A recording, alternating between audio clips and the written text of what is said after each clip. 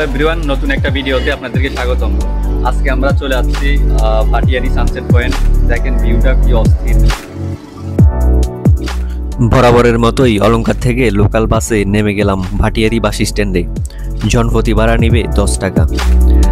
তারপর সিএনজি বা অটো নিতে পারেন। সিএনজি 100 টাকা আর অটো 30 টাকা।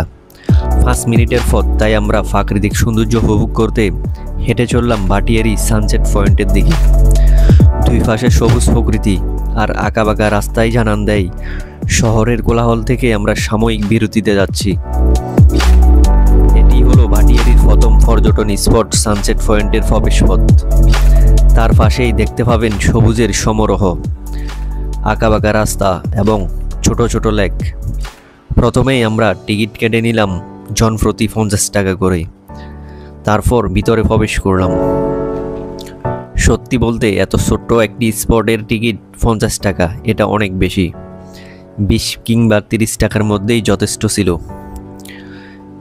যাই হোক, ভেতরে প্রবেশ করার পর আপনারা দেখতেই পাচ্ছেন এখানে 2টা দোকান আছে এবং সাধারণ মানুষের বসার জন্য চেয়ার টেবিল, এমনকি চাউনিও আছে।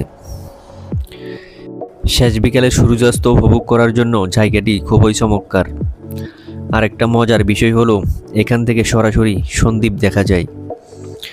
যেহেতু জায়গাটা সীমিত, তাই আমরা কিছু সময় এখানে উপভোগ করলাম এবং ব্যক্তিগত ফটোশ্যুট, খাওয়া দাওয়া সেরে বেরিয়ে গেলাম। আপনারা চাইলে বিকালের শেষ ভাগে আসতে পারেন এই স্পটে। যদিও এরিয়া অনেক বড়, তবে এটি সেনাবাহিনীর দ্বারা পরিচালিত।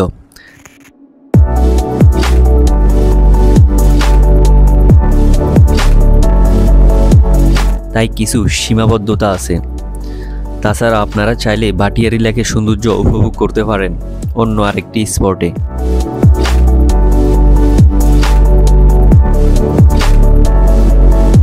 সানসেট পয়েন্টের পাশে আপনারা পেয়ে যাবেন লেকের একটা সুন্দর দৃশ্য।